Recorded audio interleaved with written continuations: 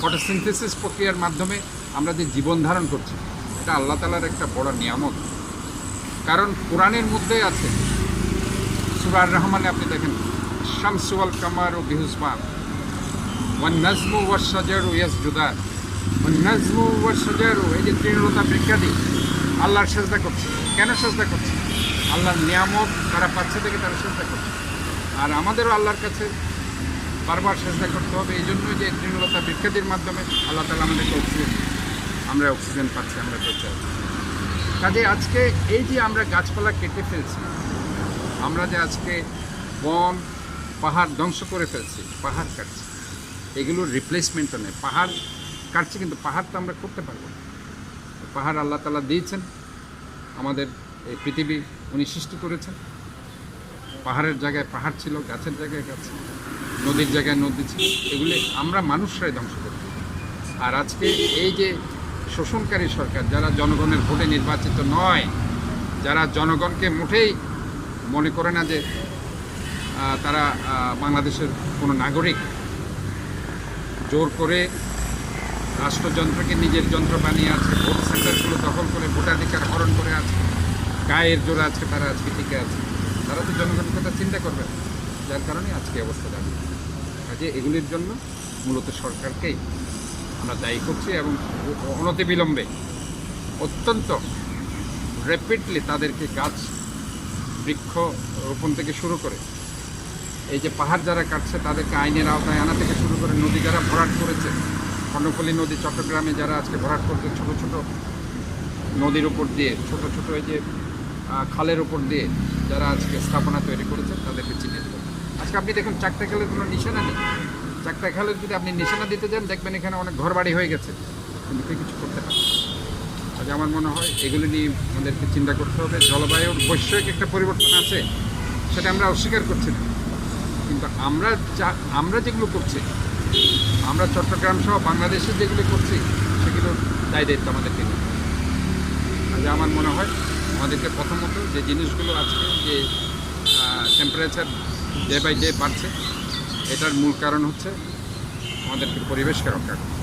আচ্ছা, এক্ষেত্রে আপনারা তো বিএনপি নির্যাতিত একটা হয়ে গেছে, এর মাঝখানে আপনারা দুঃখে আছেন, এর মধ্যে আমরা জনগণের কথা বলেন যে এই সমস্ত কাজগুলো করছেন জনগণের সাথে। আমরা তো যে জিনিসটা নিয়ে আমরা রাজনীতি করি, সেটা হচ্ছে জনগণের জন্য।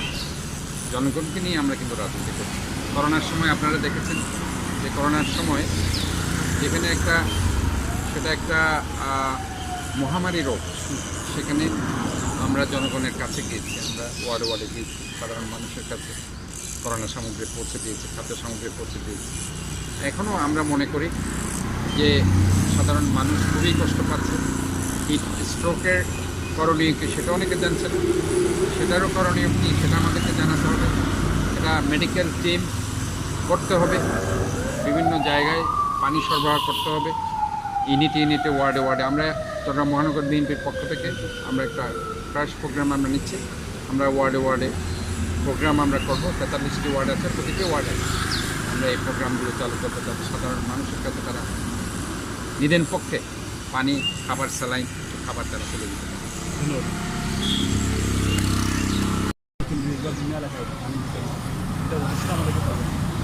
উদ্দেশ্য আসলে মূলত এখন হিট স্ট্রোক তো এমন একটা অবস্থায় গিয়ে দাঁড়িয়েছে, আজকেও প্রায় 17 জন মৃত্যুবরণ করেছে।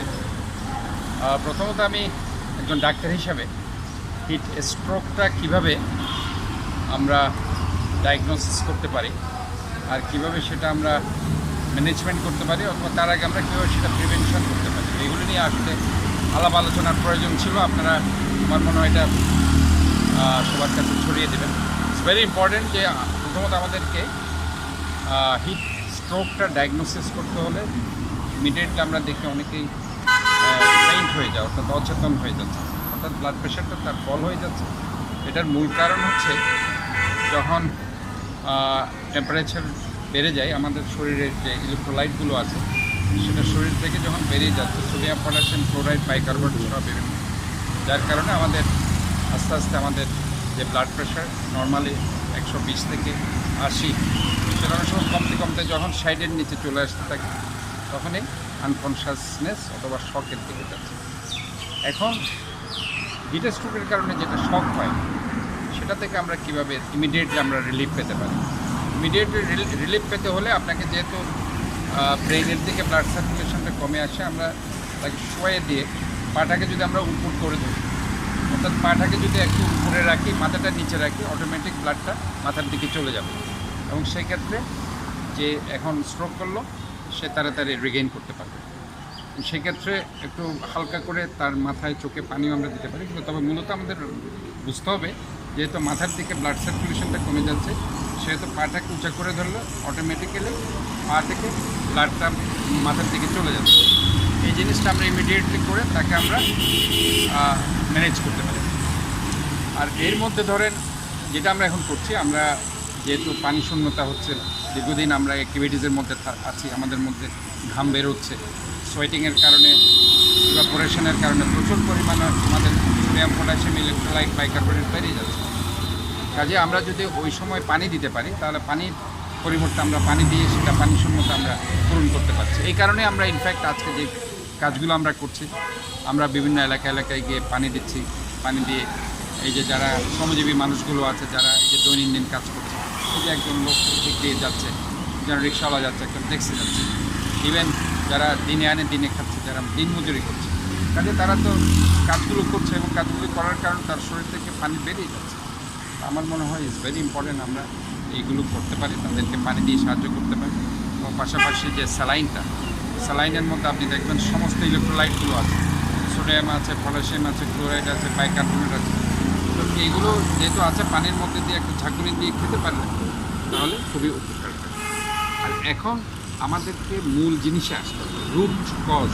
আমরা এই যে আজকে হঠাৎ করে টেম্পারেচার বেড়ে যাচ্ছে, এই টেম্পারেচারটা বাড়ার মূল কারণ হচ্ছে বাংলাদেশে আজকে দেখুন, যারাই আজকে দেশ শাসন করছে তারা জনগণের ভোটে নির্বাচিত নয়। জনগণের ভোটে নির্বাচিত নয় বলেই আজকে জনগণের কথা তারা চিন্তা করছে না। যে যেদিকে পারছে তারা সেদিকে দুর্নীতি করছে। দেখুন, বন বিভাগ গাছ কাটছে, কিন্তু একটা গাছও কি তারা লাগাচ্ছে?